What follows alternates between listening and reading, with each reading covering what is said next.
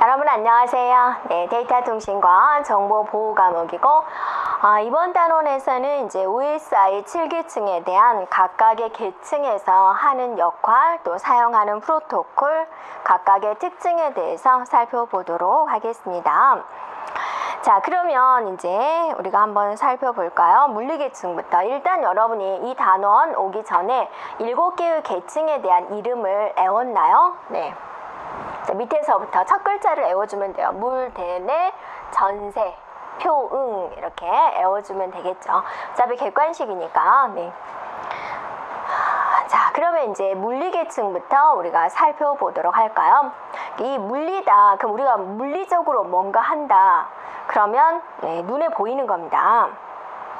네, 뭐 기계를 뜯어 고친다든지 기계를 붙인다든지 연결을 한다든지 그런 걸 우리는 물리다, 물리적으로 뭔가 한다라고 이야기를 하죠. 그래서 물리계층은 이제 피지컬 계층이다 라고 하는 거고, 허브와 리피터가 있고 비트 스트림, 즉 비트 단위로 처리를 한다라는 겁니다. 그래서 최하위 계층이기 때문에 컴퓨터가 알아들을 수 있는 이진수, 즉 비트 단위로 처리를 한다라는 거죠. 그럼 여기서 허브는 무엇이고 리피터는 무엇이냐라는 건데요. 자, 컴퓨터가 여기에 여러분이 한 20대가 있다라고 가정을 할까요? 네. 컴퓨터가 20대가 있어요. 그럼 20대를 다 연결을 해야 되겠죠. 그럼 어디다 연결시키나요? 네, 허브라는 장비에다가 이렇게 다 연결을 시키죠. 네, 허브. 네.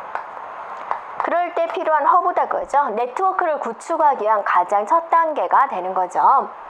그래서 이제 여기서 하는 역할은 뭐냐면 부호화, 이진수화 시키는 거죠. 네. 그다음에 변조.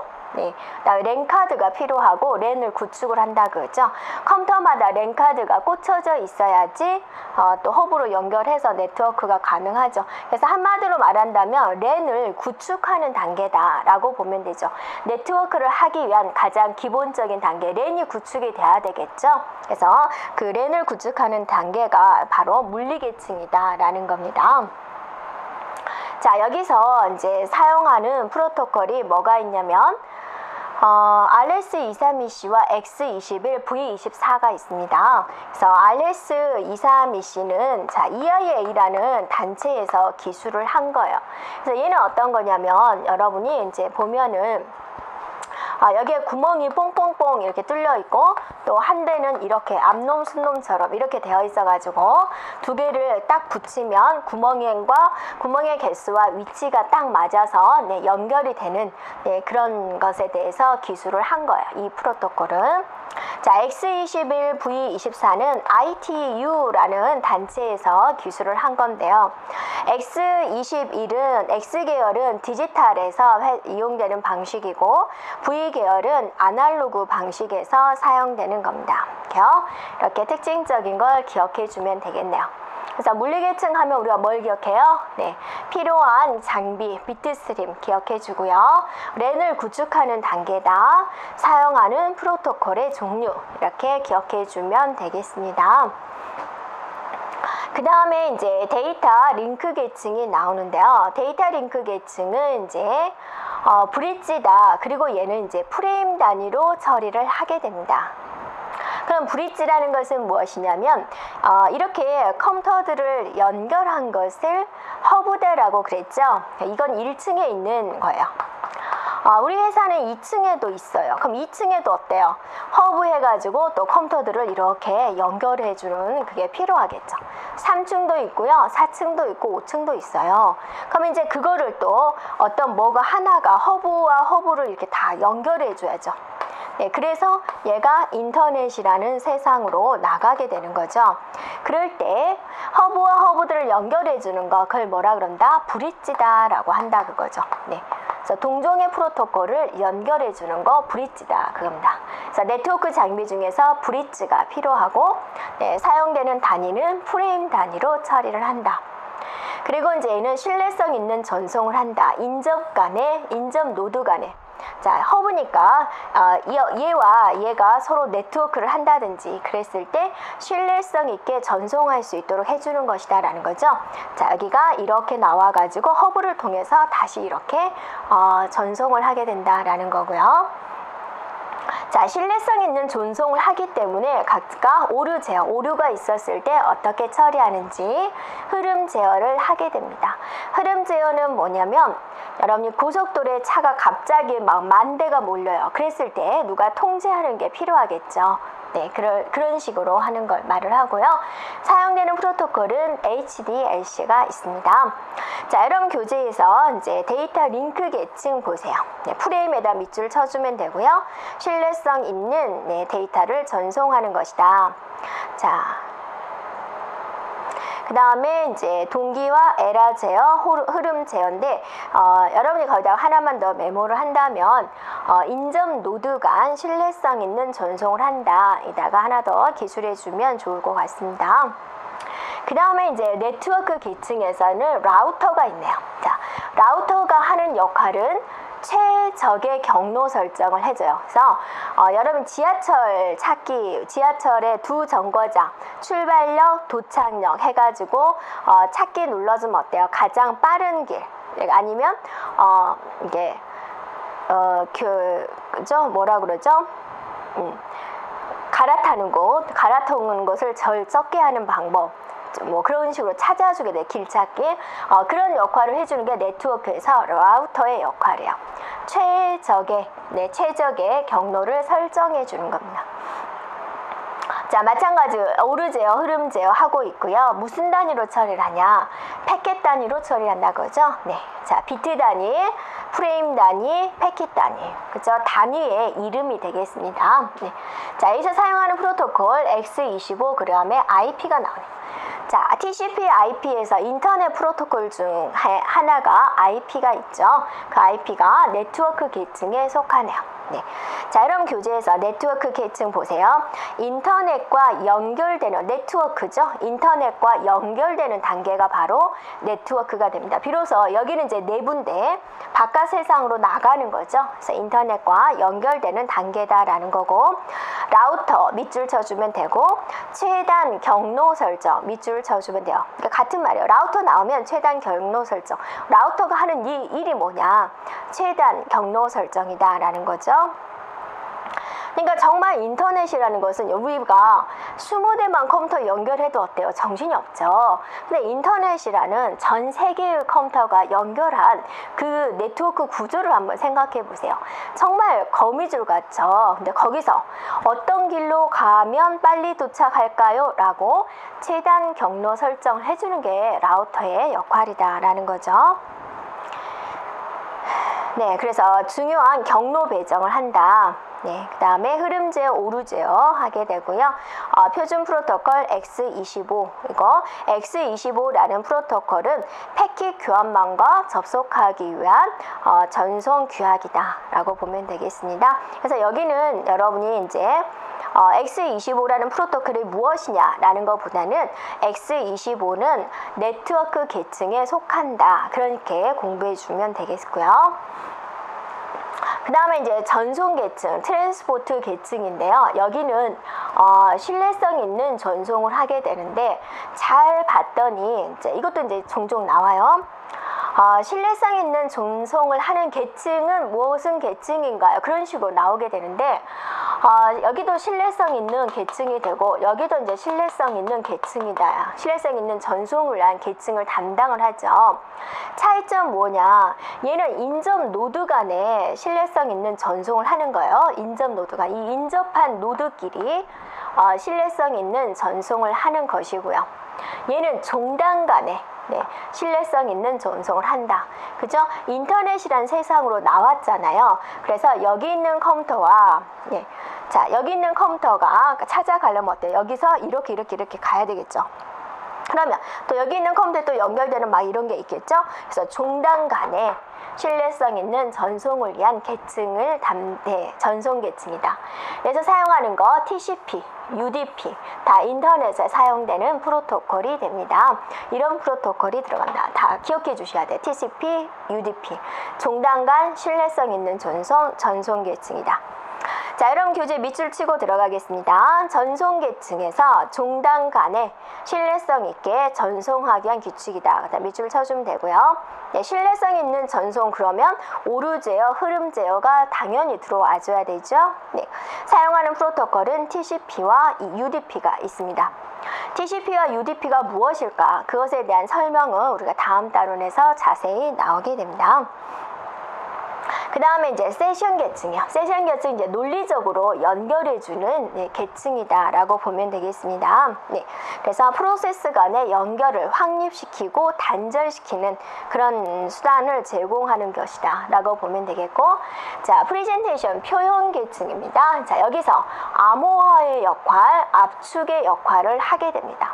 상대방한테 가기 위해서 암호화 기술, 압축 기술이 여기에 들어가게 되는 거고. 네, 마지막 응용 계층에서는 사용자에게 응용 서비스를 제공하는 단계다라고 보면 되겠습니다. 네. 네, 그래서 응용 계층에서 사용하는 프로토콜은 많이 있습니다. HTTP, 우리가 웹에서 사용하는 프로토콜이죠. FTP, 파일을 송수신하기 위한 프로토콜이죠. 텔넷은 원격 제어하는 프로토콜. SMTP는 메일에서 사용하는 프로토콜, 그 외에도 많이 있습니다. 이런 프로토콜이 여기에 속하게 된다라는 거죠. 네, 되겠나요? 자, 그래서 여러분이 이제 출제가 되는 형태는 이렇게 나오는 겁니다. 물론 이제 객관식이니까 이제 다음 설명 중 계층에 대한 설명 중 잘못된 것은 해가지고 암호화와 압축 기능을 담당하는 것은 세션 계층이다. 그럼 맞아요? 틀려요? 틀리죠. 네, 표현 계층이죠. 그래서 이 특징적인 것은 꼭 알고 있으면 돼요. 자, 암호화, 압축에 관련된 걸 기술한 것은 표현 계층이다. 그죠? 논리적인 연결해주는 건 세션 계층이다라는 거죠. 네. 그 다음에 종단 간에 신뢰성 있는 전송을 해주는 건 전송 계층이다. 자, 최단 경로 설정, 라우터와 연결된 건 네트워크 계층이고 패켓 단위로 한다. 기억해주면 돼요. 인접 노드 간 신뢰성 있는 전송을 하는 계층은 데이터 링크 계층, 브릿지, 프레임 단위로 진행을 한다라는 거죠. 그 다음에 실제적으로 랜을 구축을 하는 허브와 리피터가 필요하고 이진수, 비트 스트림 단위로 처리하는 것은 바로 물리 계층이다. 그래서 이 1, 2, 3단계는 하드웨어적인 계층이죠. 하드웨어 계층이다 라고 해요. 하드웨어죠. 직접 눈에 보이는 거죠. 그래서 장비 이름이 있는 거죠. 라우터라는 장비를 연결하고, 허브라는 장비를 연결하고, 브릿지라는 장비를 연결하는, 네, 직접적으로 눈에 보이는 장비가 투입되는 계층, 하드웨어 계층이다 라고 이야기를 하고요. 하드웨어적인 것이다. 여기는 장비가 필요 없어요. 논리적인 해당되는 내용입니다. 그래서 4계층부터 7계층까지는 소프트웨어에 관련된 계층이다. 이렇게 말을 하게 됩니다. 그래서 OSI 7계층에 관련된 이 표 하나를 가지고 굉장히 많은 이제 문제를 내놓을 수가 있는 부분이 되겠습니다. 네, 되겠나요?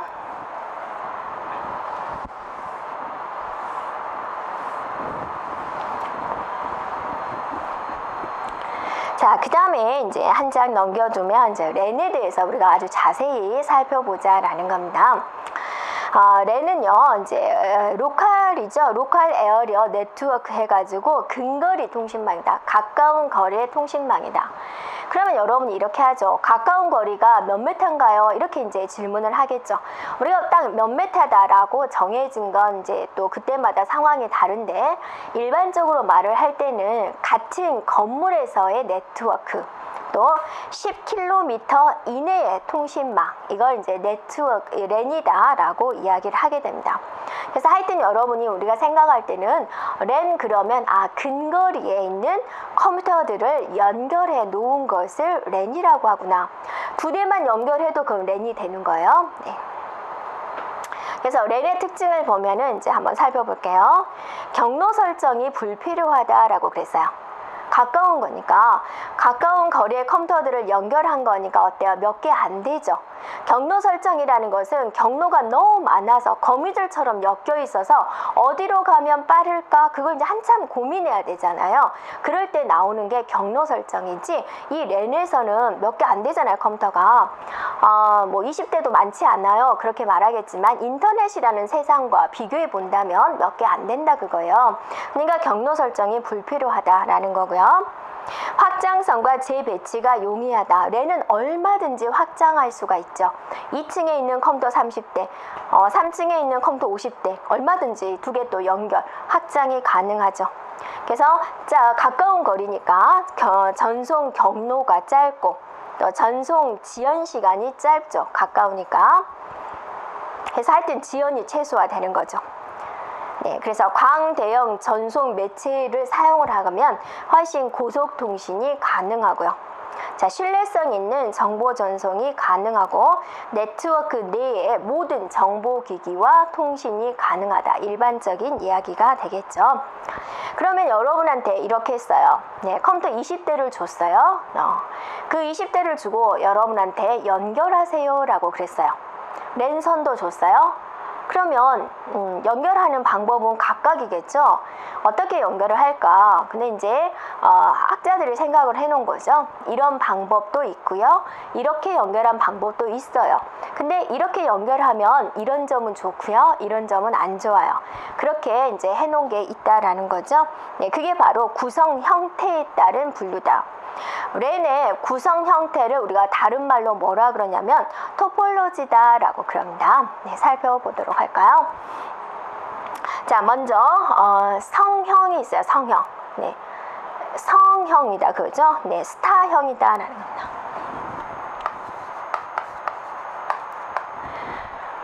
자, 이거는 이제 어떤 방식이냐면, 자, 중앙에 큰 컴퓨터, 아주 성능이 좋은 컴퓨터가 딱 한 대 있어요. 네, 그리고 나서 그것과 다른 컴퓨터들을 이렇게 연결하는 방식이에요.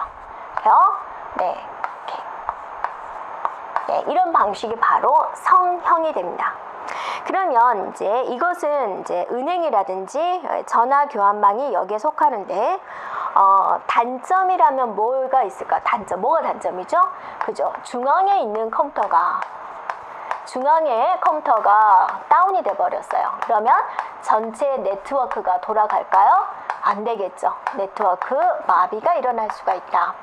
이 컴퓨터를 딱 침범을 했어요. 해킹을 했어요. 네, 그래서 다운시켜 버렸어요. 그럼 얘네들은 네트워크를 할 수가 없죠. 왜냐면 자, A라는 지점이 있고요, C라는 지점이 있어요. 서로 통신을 하려고 그래요. 그러면 반드시 어디를 통해야 된다? 중앙에 있는 컴퓨터를 통해야 된다 그죠. 그래서 얘가 통과를 해서 C한테 데이터를 줄 수가 있다라는 거죠. 근데 얘가 없다면 통과될 게 없죠. 그러니까 얘는 갈 수가 없는 거예요. 얘가 고장이 났네, 없잖아요. 네. 자, 좋은 점은 뭐겠습니까? 노드에 추가를 쉽게 할 수 있죠. 여기다 또 하나 연결하면 되죠. 하나 또 연결하고 싶을 때. 자, 고장이 발견을 했을 때 이 중앙에 있는 컴퓨터가 다 이렇게 보고 있는 거죠. 그러니까 고장이 나면 발견이 쉽다라는 거죠. 자, 우리가 기억할 것은 뭐냐면, 여러분이 중앙에 있는 컴퓨터와 네트워크 구축을 한다. 그럼 뭐죠? 스타형이다, 성형이다 라는 그 용어를 기억을 해주고요. 그 다음에 어쩔 때 네트워크가 마비가 되느냐, 그럴 때 중앙에 있는 컴퓨터가 다운이 됐을 때 문제가 된다. 두 가지를 기억해 주면 돼요. 다 그런 방식이 이렇게 되겠죠? 예. 자, 계층형은 우리가 트리 방식입니다. 자, 이 트리 방식은 이제 분산 처리 시스템에서 사용한다는 방식이에요. 자, 여러분, 분산 처리가 무엇이었죠? 네, 하나의 일을 여러 대의 컴퓨터가 나눠서 처리하는 것을 분산 처리다 라고 그랬죠. 그래서 얘는 어떤 방식이냐면 얘하고는 조금 차이가 있죠. 자, 이렇게 해서 이제 이런 식으로 연결을 한 거예요. 그 얘가 다시 또 서버 역할을 해서 또 이런 식으로 연결을 하는 거예요. 이렇게. 네, 이런 식으로 이제 나아가는 방식이 바로 이제 트리형이다, 계층형이다 라고 이야기를 하게 됩니다. 네, 분산 처리에서 사용이 된다라는 방식. 그 다음에 이제 망형이 됩니다. 망형은 영어가 메시형이다 그래요. 그래서 망형이 어쩌고 저쩌고 이야기하는 경우도 있고 메시형이 어쩌고 저쩌고 이야기하는 경우도 있어요. 그래서 메시형은 모든 노드가 다 연결된 거예요. 그래서 이제 이걸 이름을 노드라고 그럽니다. 모든 노드가 연결되어 있는 방식을 망형이다 라고 그래요. 그림으로 그려본다면 자, 이렇게 다섯 개 할까요? 네, 5개가 이렇게 다 연결되어 있는 겁니다. 이렇게요. 네, 다 연결됐나요? 네. 그죠? 여기가 이게 아니라, 네, 다 됐네요. 네. 한 대당 이렇게 3개씩 연결된, 네, 이렇게. 자, 이렇게 모두가 다 연결되어 있는 방식을 우리는 메시형이라고 한다라는 거죠. 됐나요? 그러면 우리가 4개 가지고 한번 계산을 해볼까요? 네.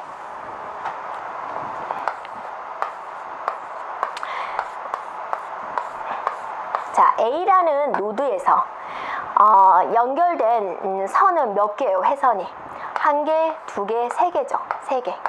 이 노드 하나당 몇 개씩 있어요? 3개씩 있는 거죠. 3개, 3개, 3개. 그러면 총 이 회선의 개수가 몇 개예요? 네, 3, 4, 12개가 되는 거죠. 근데 중복이 일어나네요. 보세요. 자, 여기서 하나, 둘, 3개죠. 자, 여기서도 몇 개요? 또 하나, 둘, 3개죠. 이렇게. 그죠? 꼭 이렇게 2번씩은 중복이 일어난다 그죠. 12개가 아니라 그걸 2분으로 딱 쪼개가지고 6개가 된다라는 거죠. 네, 이걸 공식으로 만들어 본다면 2분의 노드가 몇 개다? 우리가 4 곱하기 3을 한 거잖아요. 노드의 개수 n 곱하기, 자, 3은 어떻게 나왔어요? 총 노드가 4개니까 3이 나온 거예요. 그래서 n-1이다. 이런 공식이 나올 수가 있다라는 거죠. 그래서 총 회선의 개수는, 회선이 몇 개 필요하냐? 2분의 n-1개가 필요하다라는 공식이 나온다라는 거죠. 자, 이거는 필요한 거죠. 여러분이 이제 단가를 뽑을 때 컴퓨터 20대를 주고, 네, 그 다음에 회선의 길이를 주고, 회선이 몇 개가 필요한지 계산해가지고 이제 주문서를 올려야 되잖아요. 네, 그래서 비용이 어느 정도 나올 것인지 또 이야기도 해줘야 되고요. 네, 그래서 회선의 개수 이렇게 해주면 되겠고요. 망형은 대신 모든 노드가 다 연결되어 있기 때문에 어떠세요? 통신의 회선의 길이가 굉장히 길어지는 거죠. 그러면 이제 비용의 문제도 생각을 해줘야 됩니다. 그 다음에 이제 링형은요, 자, 이렇게 반지 모양, 링 모양으로 연결되어 있는 것을 우리 링형이다 라고 그래요. 자, 그래서 운영되는 방식은 어떤 방식이 되냐면 A, B, C, D 이런 노드가 있었을 때 A라는 지점에서 C라는 지점한테 데이터를 보내고자 해요. 그러면 어떻게 가냐면 여기서 자, 이렇게 해가지고 보내고, 자, 도착했죠. 자, C한테 건네줬죠. 그럼 다시 되돌아와야 돼요. 제자리로. 이렇게. 되겠나요? 이런 방식으로 운영이 되는 거야. 그럼 얘는 어쩔 때 네트워크가 마비되겠습니까? 그죠? 노드가 하나라도 고장이 난다면 문제가 생기겠죠. 네, 그래서 양방향 링도 존재해요. 이렇게. 네, 한쪽 방향 이렇게 되는 방식, 이렇게 되는 방식. 양방향 링이 존재합니다. 그 다음에 버스형을 보세요. 버스형은 이제 회선을 공유하는 거예요. 이렇게. 공유 회선이 있어가지고 이 회선에 각각의 연결이 되어 있는 방식이에요. 이렇게. 네. 그래서 A, B, C, D 이런 식으로. 그래서 내가 D한테 데이터를 보내고 싶다. 이렇게 해가지고 이렇게 보내주면 돼요. C한테 보내고 싶다. 이렇게 해가지고 하면 돼요. 자, 여기서 문제점은요. 얘는 노드가 고장이 날 때 네트워크에 전혀 문제가 없어요. 자, C가 고장이 났어요. C가 고장이 나도 네트워크 진행되나요? 네, 진행돼요. 자, 보세요. 성형은 중앙에 있는 컴퓨터가 문제가 생기면 전체 네트워크가 마비된다 그랬죠? 자, 계층형, 망형은 다 연결되어 있으니까 회선의 비용이 제일 많이 차지하고, 계층형은 분산 처리에 사용이 되고, 링형은 하나의 노드라도 고장이 나면 문제가 생기고, 버스는 어쩔 때 문제가 생기죠? 그죠? 여기 있는 공유 회선에 문제가 생기면 전체 네트워크가 마비가 된다라고 볼 수 있겠죠? 네. 그래서 이 랜의 분류를 여러분이 공부하는 방법은 각각의 특징, 어쩔 때 네트워크가 마비가 되는지, 또 특징적인 거, 회선의 비용이 제일 많이 발생되는 건 뭐죠? 메시형이죠. 분산 처리에 사용되는 건 뭐죠? 트리형이죠. 네. 그 다음에 공유 회선에 문제가 생겼을 때 전체 네트워크가 마비되는 건 버스형이죠. 노드가 하나라도 고장이 됐을 때 네트워크가 마비되는 건 대표적인 거 뭐가 있어요? 링형이다 라고 말할 수가 있겠죠. 네, 그런 특징적인 거 기억해 주면 되겠습니다. 네. 자, 여기까지 우리가 랜까지 학습을 했고요. 다음 시간은 매치 접근에 대해서 살펴보도록 하겠습니다. 여러분 수고하셨습니다.